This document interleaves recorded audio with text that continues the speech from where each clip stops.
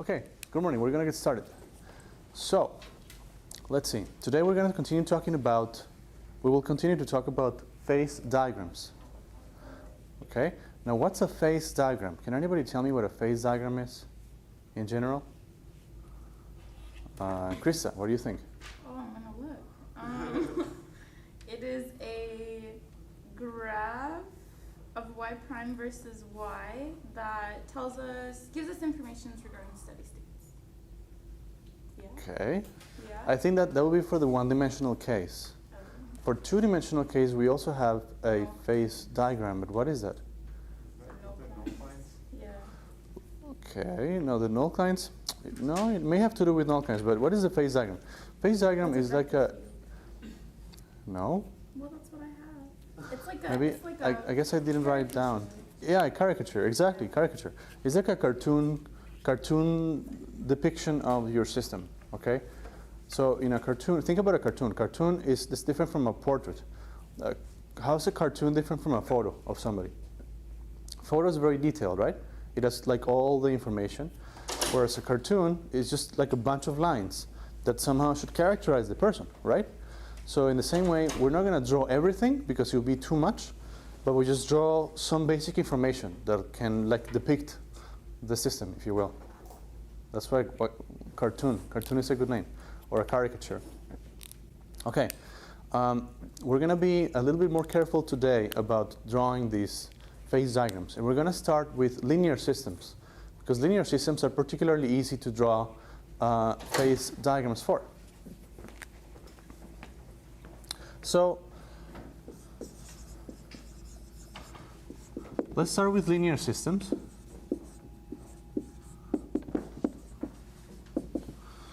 Y prime equals A times Y. Okay, what is, in a sense, what is the most important kind of solution for this system? Or can you tell me a solution for this system using, let's say you know the eigenvalue and eigenvector of the system. You know an eigenvalue and an eigenvector. So suppose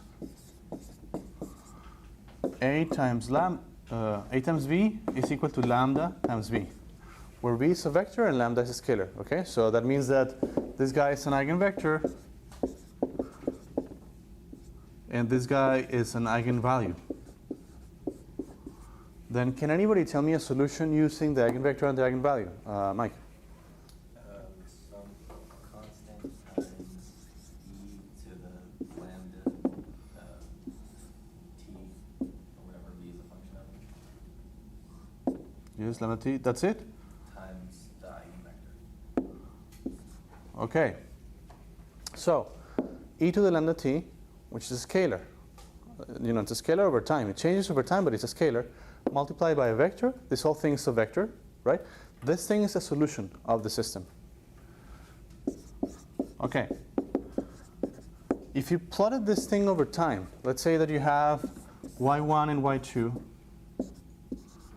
and here was the point V, let's say this, what would this solution look like? Can it like spiral around? Or can it bend somehow?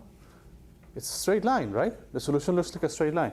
It either blows up to infinity or it converges to zero. Let's assume for now that lambda is a real number, okay? So the solution either blows up to infinity or it goes down to zero. It's a straight line, okay? Well, these straight lines can help you draw a better picture of your phase diagram. There is essentially like the simplest possible solutions of the phase diagram. And you can use them to draw the rest of the caricature, the rest of the diagram. So for example,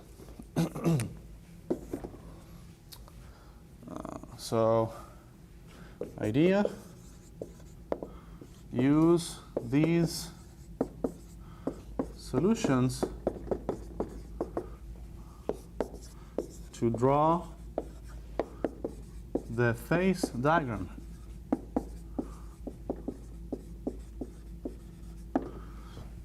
So example, suppose that y prime is equal to ay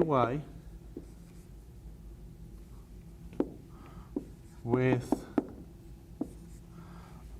eigenvectors sorry, eigenvalues, lambda 1 equals, let's say, 1/2, and lambda 2 equals to -1.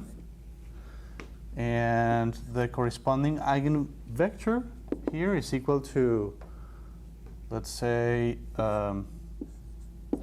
2, 1.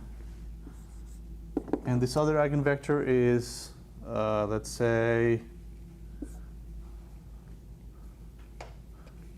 0, 1. Okay? I could give you a specific example that gets these eigenvalues and eigenvectors, but we don't even need that. We just need to use this information, that's it. Okay? So what do we do? Here's y1 and here's y2. Okay? So we draw each of these solutions. For example, at this point, at the point 2, 1, how does the vector field look like at the point 2, 1? Well, what does this mean? This means that A times 2, 1 is equal to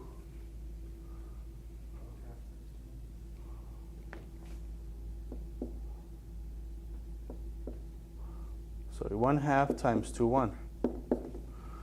So it's pointing out, right? Okay. Vector field looks like this. Okay? What about if I took this point over here? Minus 2, 1. One thing that you might have learned from linear algebra is that if you multiply a eigenvector by a constant, it's still an eigenvector. Okay? So for example, a times 1 times 2, 1 is equal to 1/2 times 2, 1. So if I multiplied a times, I don't know, alpha times 2, 1, this is equal to 1/2 times alpha times 2, 1. So it's still an eigenvector, right? So that means that this vector times a, or a times this vector, is equal to 1/2 times that vector. It's still an eigenvector. What about the other eigenvector? The other eigenvector is 0, 1. It's this point right here. Okay? And what does the vector field look like? What does the vector field look like at that point? Down, right? Because a times this vector is equal to minus the vector. So it points down, like this. What about this point right here? Points up, right? In both cases, it's -1 times the vector. Okay? So having that information, knowing what the vector field looks like at those points, we have a better idea what the solution looks like. Any initial condition that starts around here is going to blow up in that direction. Any solution that starts around here is going to blow up in that direction. Any solution that starts here is going to go towards 0. Any solution that starts here is going to start going towards 0. What about solutions that start, for example, here? If I start here, where do you go? First, we need to rewrite that vector as a linear combination of eigenvectors. Sure, if you wanted to do that, if you wanted to figure out the solution more precisely, you would do that. But in the graph, you can already kind of see it. It first starts going towards 0 because it's very close to this eigenvector, right? But does it actually converge towards 0? No, right? At some point, because there's these other vectors that are pointing away, right? It starts going out. See? What about this guy over here? In the beginning, it starts going towards 0, but then it's going to blow away that way. Okay? And similarly, the other ones, like this.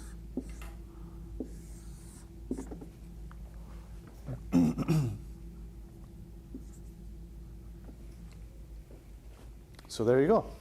That's a phase diagram, right? It's a diagram because we're not drawing every single solution. We're just drawing a few solutions, like a cartoon. But by drawing just a few, you can get an idea of what the whole thing looks like, right?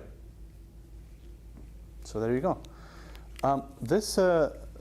This behavior, or this kind of dynamics, is called a saddle.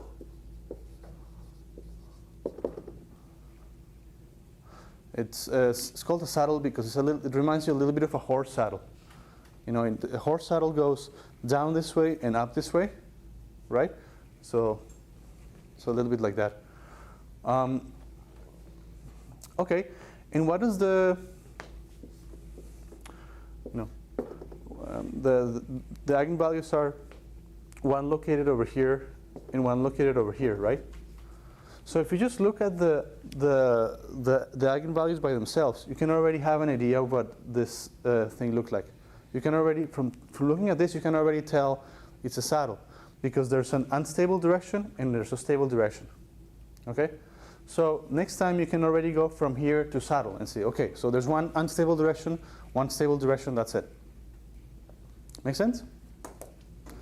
I'm done. So it'll only go to 0 if it's on the y2 axis? Absolutely.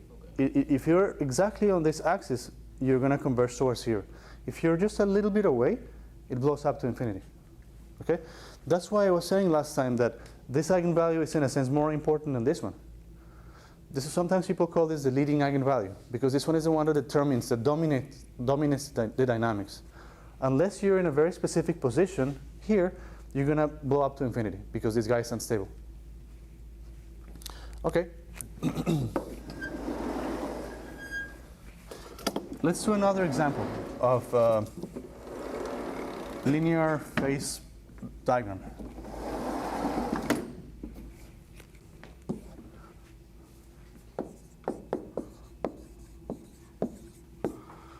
Same thing as before. Suppose the eigenvalues look a little bit different. Lambda 1 is equal to -2. Lambda 2 is equal to -0.2. The first eigenvector is 0, 1. The second eigenvector is 1, 0. Okay, so let's draw the phase diagram in this case. Here's y1, y2. First eigenvector is 0, 1. Okay? Usually we draw vectors like an arrow, but in this case I would actually make an exception. I would draw this as a point because you see we're drawing the vector field. So we want to know in which direction the vector field is pointing. I think it's not, it's better if we don't draw this as a vector. And then we know that A times B is equal to lambda times V, which in this case is -2 times V. So where does the vector point in this case? Points down, right? In fact, the actual vector is very long. It goes all the way here. But that would be kind of messy. Let's not draw it all the way down. Let's draw it only to here, let's say. But remember, it's a really long vector, okay? The other eigen vector is 1, 0. It's is located here, okay? And what does the vector field point in that position? Also to the left. But notice it's a smaller number, right? So it's -0.2 times the vector. So it's a small vector pointing that way. Okay? We can do the same thing as before. These linear systems are very symmetric. So if you know what this looks like, you know what this looks like, and this and this. So now we know what happens when the solution starts here. It goes to 0. When it starts here, it goes to 0. When it starts here, it goes to 0. What happens when you start, let's say, here? What do you think? Goes to 0. And how does it go to 0? Goes down really fast, slightly. Does it go straight down? No. If it went straight down, then this would actually be an eigenvector, right? So it cannot really go straight down. So how does it go down?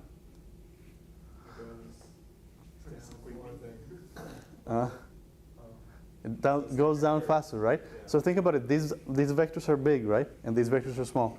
So it goes like this. Right? And then this one goes down like this. and this one goes down like this.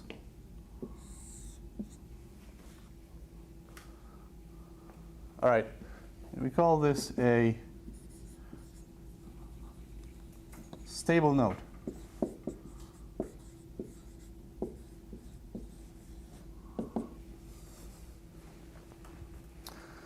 And of course, the eigenvectors are both located on this side. That's why it's stable, right? You know, you can go actually from here to here already. You can see, oh, all the eigenvalues have negative real part, so therefore it's stable. You know, and we call this a stable node. Okay. There's also unstable nodes. You know, if all of these arrows were pointing that way, then you would call that an unstable node. Something like this.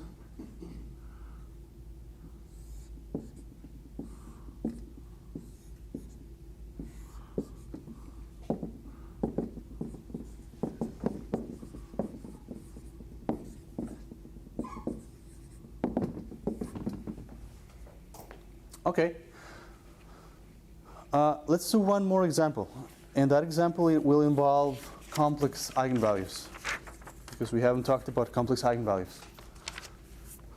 So what happens when you have complex eigenvalues?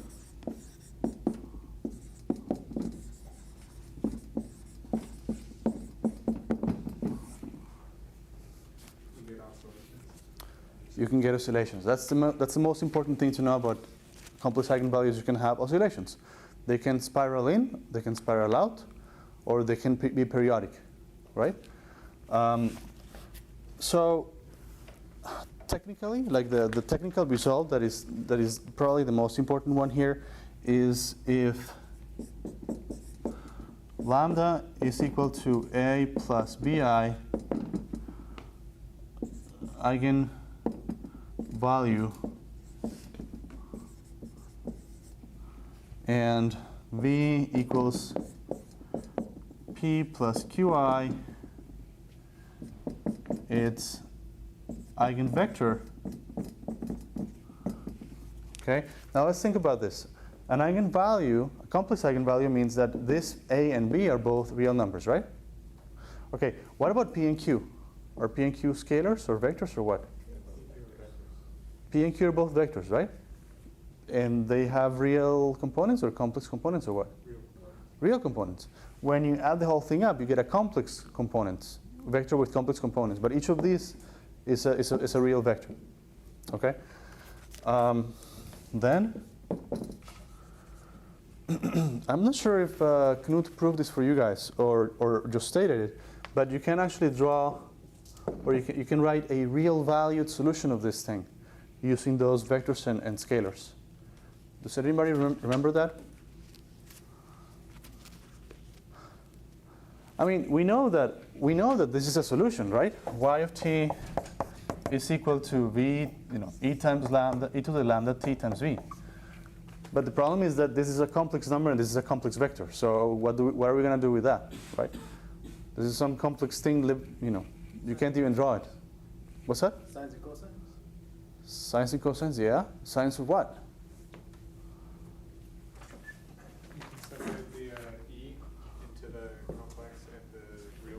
Yes. The complex part can be further broken down into a sine-cosine combination. Exactly.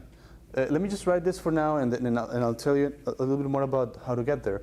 The expression is e to the at times p sine of bt plus q cosine of bt. Now, notice there's no I in here anymore. This is a completely real solution. And because there's sines and cosines involved, you're going to see that this thing looks like a spiral. This, wiggles around. Now, where does this come from? I don't know how much time Knut had to prove this, but you can actually show that. So suppose that you write this down as real part of y of t plus I times imaginary part of y of t. Okay, so you can, at every moment in time, you can decompose this vector into real and imaginary parts. So you have a real function and an imaginary function. And you can show that the function real part and the function imaginary part are both solutions of the same system. It's actually very surprising. You know, they don't have to be. You're just taking the real part and the imaginary part. Turns out that this real function and this real function are both solutions of this system. Okay? Proof is not terribly hard, but it involves some complex analysis. I'm not going to dwell too much on that. Did you guys do it in class? Maybe you didn't have time? No? Yes? A little bit? Okay. All right. Okay, so there you go. So somewhat surprisingly, these two things are solutions of this system. So we're going to forget about this guy because it's got a lot of complex, scary complex numbers we don't even know what to do with in this class. So we get rid of this thing and we just concentrate on these ones. In fact, we don't even need this one. In fact, the one that I wrote on the board is the imaginary part. The real part looks a little bit similar, but with some things tweaked around. I think this one's easier to remember. And if we want to draw a cartoon of the solution, we really only need to draw one spiral. So this is enough. Okay? All right. Is a solution.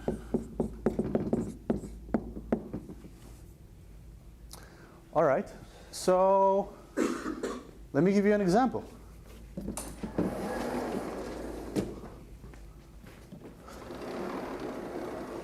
Of how we make a phase diagram of such a system.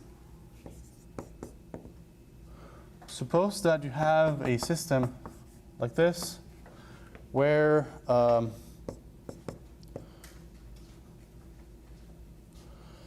lambda is equal to -1 plus 2i and v is equal to, let's say, 2 plus I times -1, 1. Okay. So what is A? Brian.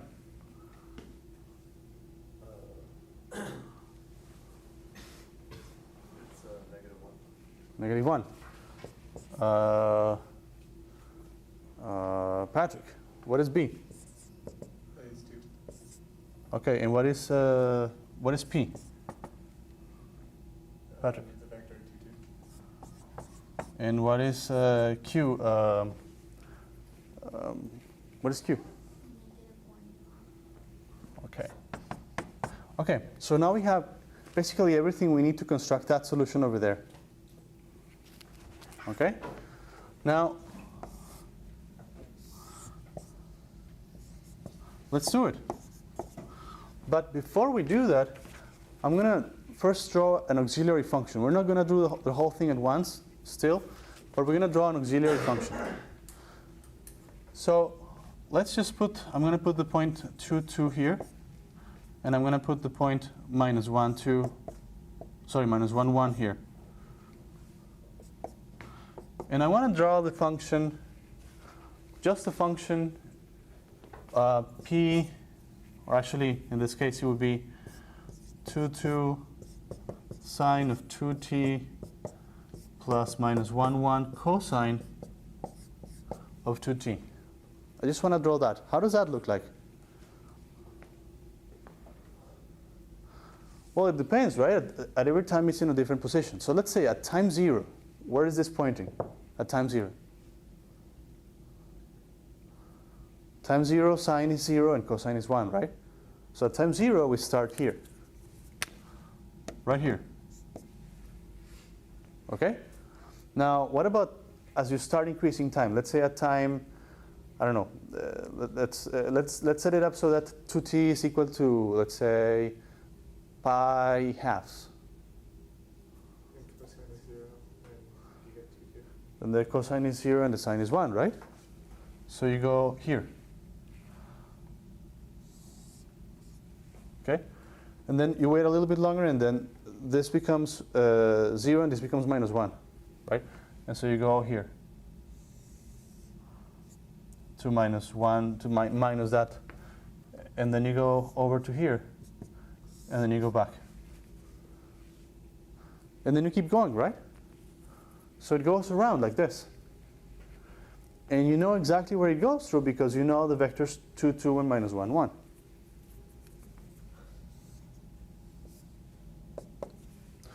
Basically, it's an ellipse where the axes are 2, 2, and minus 1, 1.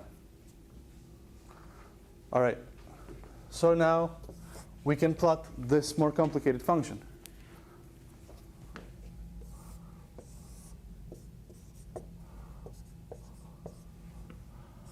Once again, let me draw the point 2, 2, the point minus 1, 1. And now we want to draw. We want to plot e to the minus. What is it? E to the at, right? E to the minus t times 2, 2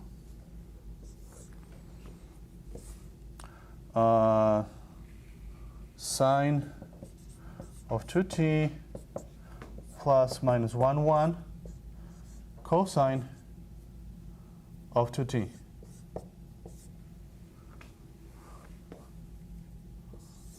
So it's the same thing but multiplied by e to the minus t. So what does that look like? What does that look like? Take the same function, we multiply it by e to the minus t. Would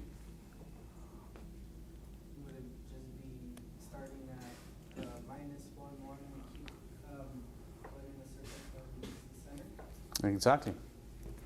That's exactly right. It's going to start going in circles and becoming smaller and smaller till it reaches the center. But it never actually reaches the center, right? It just becomes closer and closer.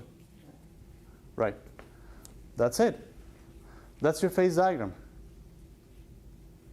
Just one solution. I mean, what else do you want, right? That's all you need. If you started in here instead, you would do the same thing. It would go in. All right? Okay, that's because it's going in instead of going around because we're multiplying it by, e to the at, where a is negative. If a was positive, then what would happen? It would spiral out, right? Okay. And we already knew this. We already knew that because the eigenvalue is complex and on the left-hand side, that it's stable. By the way, we only drew one eigenvalue, but there's actually two eigenvalues in this case. Complex eigenvalues go in pairs. You know that, right? So if this is an eigenvalue, the conjugate of that is also an eigenvalue. In this case, this vector over here. Okay? So I didn't say this before because it's not necessary. But in fact, if this lambda is an eigenvalue, then this guy is an eigenvalue too. And you want to guess what the eigenvector is associated to this guy? The conjugate of that one. That's right. So in the case of complex eigenvalues, you really only need to plot one of them because the other one is pretty much tells you the same information. It's the same thing. All right, so there you go. 3 different phase diagrams for 3 different linear systems. Do you guys have questions? Wait, so the phase diagram is the exact same thing for both of the complex eigenvectors? Well, the phase diagram is not related to just one eigenvector or eigenvalue. The phase diagram is the cartoon of the whole thing. Oh. So for example, in this case, it's not the phase diagram of one eigenvector or the phase diagram of the other. It's the phase diagram of the whole thing, right? So if we took the other eigenvector and the other eigenvalue, we'd get a spiral that looks, instead of being this one, it would basically start here and start going in or something like that. Okay. The same thing, okay? Same story. So, any other questions? Mike? No? Okay, so now if I give you another linear system, you'll be able to draw the phase diagram? What do you think? Yeah. Pretty much, right? Oh, by the way, we didn't give this guy a name. This is called a stable spiral.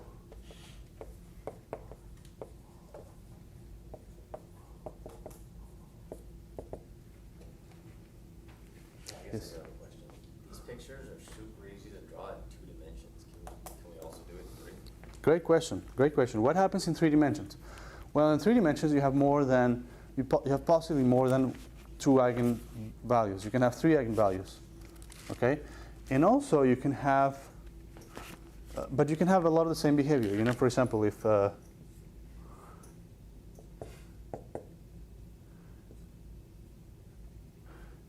you have something like this,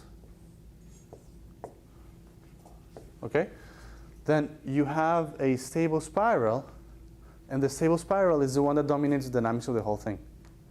So what this means is that I'm going to try and draw this in 3 dimensions, but it's going to be a little bit messy. You have a stable spiral, like this, and the solutions outside of the stable spiral go in. You know, you know, over here, they spiral in and go towards that thing.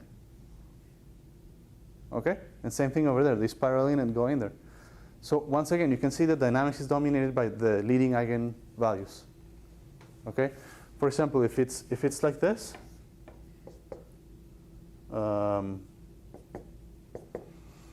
then you have a stable spiral. Okay? But if you start outside, you're going to blow up, because you also have this solution that blows up because of this real positive eigenvalue. And then if you start anywhere in here, what you do is you start oscillating and you blow up. Okay? So it becomes harder to draw, but it's the same thing. You know, the dynamics is still dominated by the leading eigenvalues, and you can do the same kind of thing except in higher dimensions. Okay? That's a great question. Yeah. We're not going to try and classify these things because it will be messy, but it's the same, you know. If you look at specific cases, it becomes very similar. Yes, I'm done. Where does it spiral to? The steady state? It spirals to 0. Oh, so it always spirals to 0? Well, if it spirals, it has to spiral to 0, because linear systems, you see, they don't have, you know, would it be possible for a linear system to have a steady state, say, over here? No. The only steady state that a linear system can have is at 0, or if it ever has a steady state outside of 0. For example, if it has this steady state, then you can multiply it by 1/2, and it's still a steady state. Right? So you have a whole line of steady states like this. In fact, if you have a whole line of steady states, that is because there's some vector v such that a times v is equal to 0. So you have an eigenvalue 0. Right? Yeah. Okay, so what that means is that this is not a quite comprehensive characterization. You know, there's still funny stuff that can happen.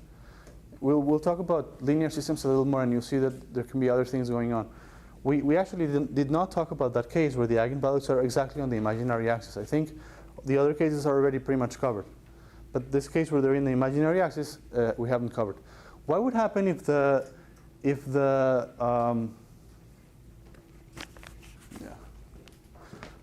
there's imaginary eigenvalues, not complex but just imaginary? What do you think?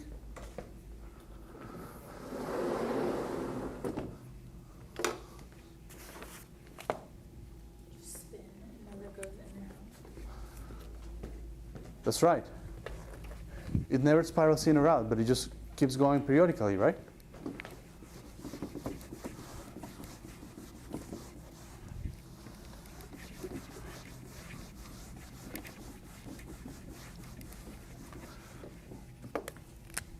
So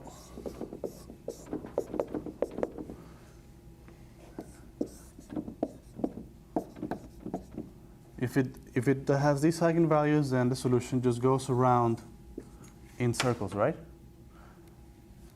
I mean, it doesn't have to be a circle. It could be an ellipse.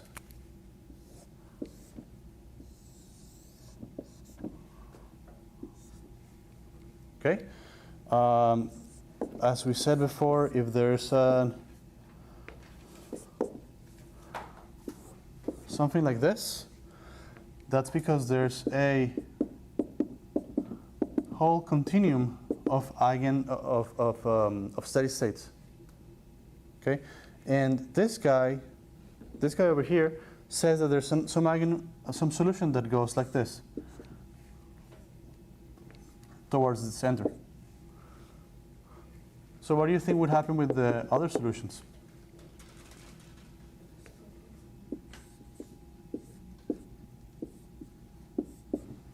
They do like this. Okay. Any other cases? I think that's pretty much it. Yeah, I think that's pretty much it. Okay, so all right.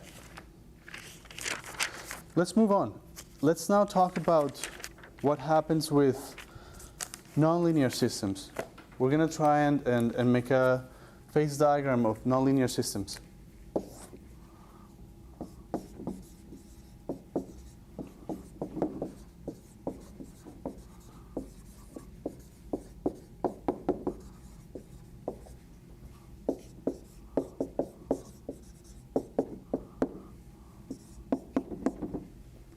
And the example I'm going to tell you is a very simple example. Basically, it's y1 prime is equal to, well, actually, let's, no, that's fine.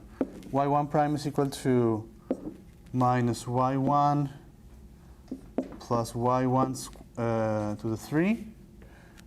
And y2 prime is equal to minus 2 y2. And we're going to try and figure out the phase diagram of this system.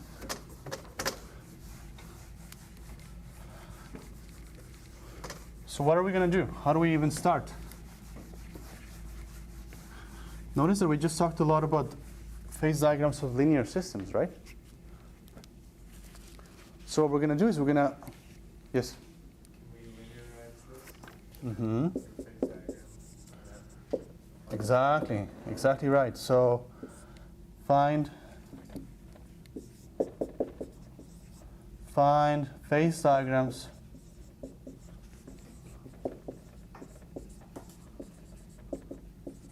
of the linearizations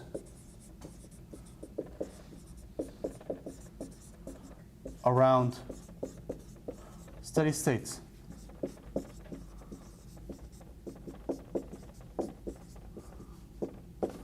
Okay, so we already know how to do things for linear systems. So let's look at the steady states of the system, linearize, and then we'll have a better idea what the original system looks like. So let's find the steady states.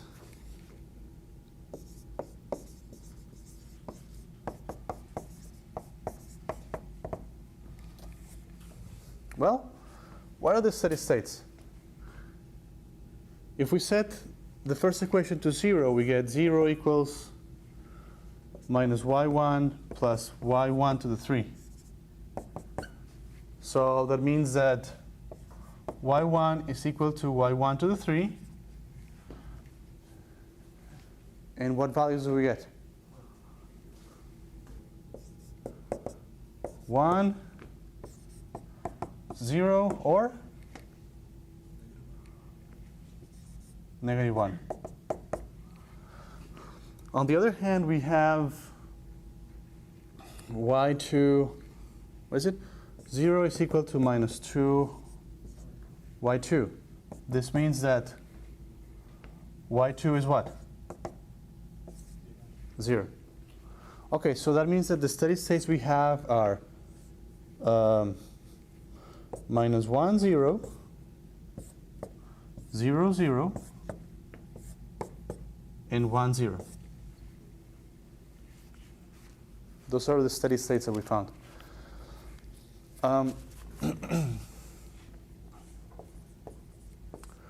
Now let's calculate the Jacobian of this system. The Jacobian, as you remember, is the matrix of partial derivatives of the functions. So partial derivative of this guy first. Who wants to try? Well, it's pretty easy, right? So it's first partial derivative of this with respect to y1 or y2? y1. Then the partial derivative of this with respect to y2. Okay, what is the partial derivative of this with respect to y1?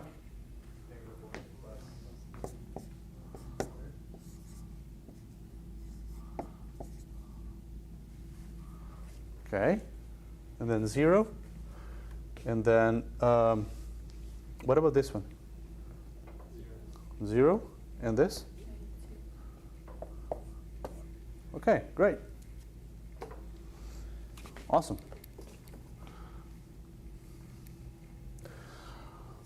Let me do this.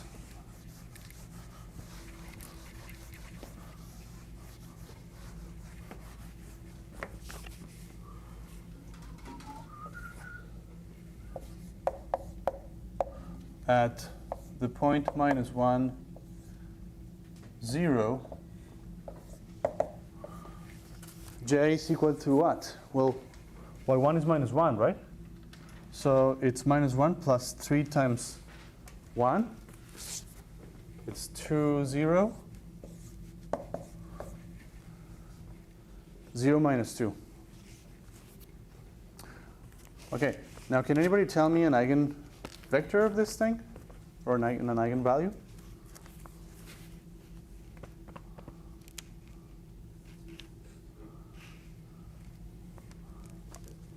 Two. Okay. And what are the eigenvectors? For example, is there a matrix such that, what do you think would be a vector that multiplied by this gives 2 times that?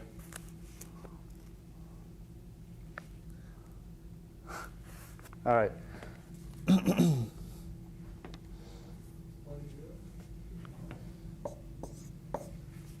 Okay, so let's think about it. So 2, 0, 0 minus 2 times 1, 0 is equal to 2, 0, which is equal to 2 times 1, 0. So in general, if a matrix is diagonal, the entries in here are actually the eigenvalues. And the eigenvectors are just 0, 1, 1, 0, whatever. Okay? So the other eigenvalue is, let's say lambda 2 equals -2. And the other eigenvector is 0, 1. Okay, so now we can draw the phase diagram.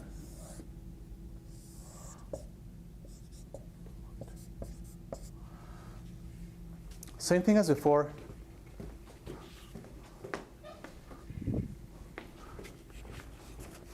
The eigenvector 1, 0 is over here. I'm not going to draw it as a vector. I'm going to draw it as a point. And it has eigenvalue 2, so it goes like this, right? And this point goes like this too. What about this point here? This point is 0, 1 has eigenvalue -2, so it points down.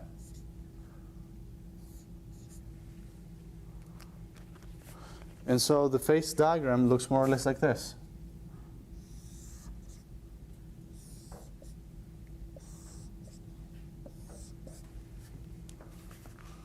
Okay? What about at the point 1, 0? Point 1, 0. Same thing. Because the Jacobian is the same. Okay? And at the point at the point 0, 0, j is -1, 0, 0, 2.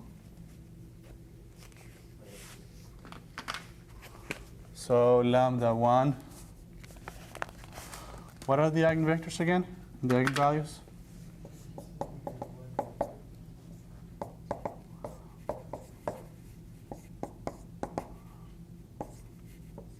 Should be negative. In the Oh, -2? Thanks. Okay, and then we have -1.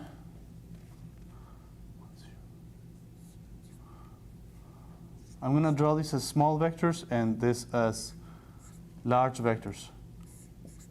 You know, because these are a little bit smaller than these ones. So that means that the phase diagram is like this.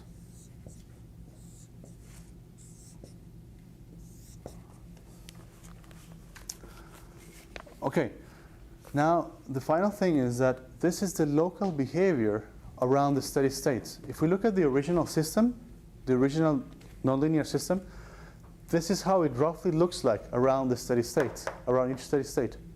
That's the whole point of linearization, right? So now let's try and put it all together and get a big picture of the whole thing.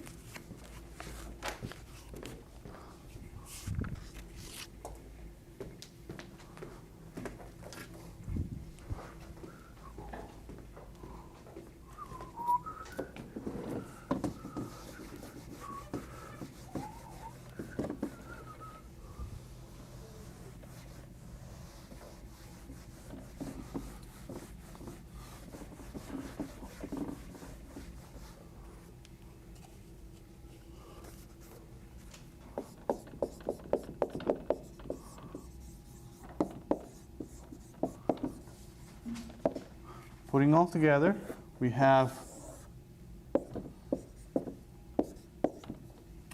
y1, y2. Here's the point. Here's the point, -1, 1. Here's the point, 0, sorry, -1, 0. 0, 0, and 1, 0.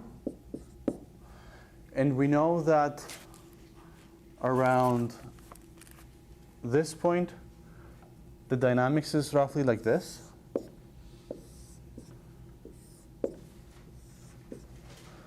We know that at this point is the same thing. And at this point, it looks more or less like this.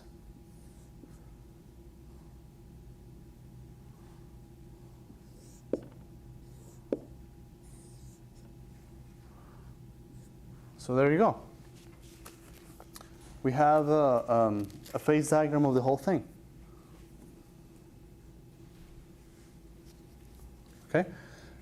What it means is that if a solution starts, let's say, around this side of this dotted line, it's going to blow up that way. If it starts this side of the dotted line, it's going to go this way. This way, you know, this thing doesn't really tell us all that much. It just says, you know, anything that starts over here is going to just basically converge. First go down and then converge. You know, it's not so. I mean, you can leave it there, but it doesn't matter so much. These ones are actually more informative. This is really, you know. Actually, maybe we should actually merge these two. Might be better to draw it like this.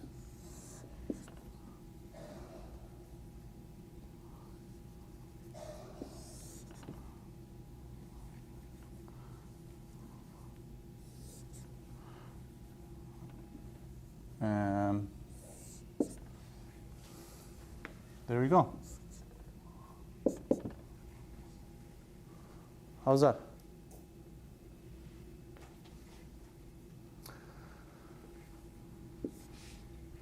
Okay, awesome. Questions? We're running out of time. I didn't tell you, but we can talk about this more next time. Is it always guaranteed that the behavior of this system around steady states is the same as the linearizations? In other words, how do we know? We really kind of waved our hands around this. We said, you take a steady state, linearize, and whatever the linearization looks like, that's how this guy looks like too. But that's not necessarily the case. For example, if the linearization is a periodic solution, okay? If the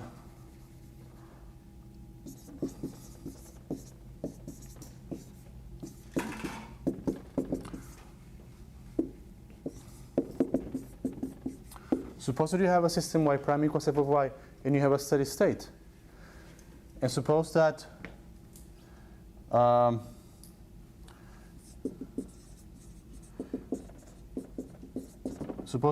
linearization around y bar looks like this. Okay?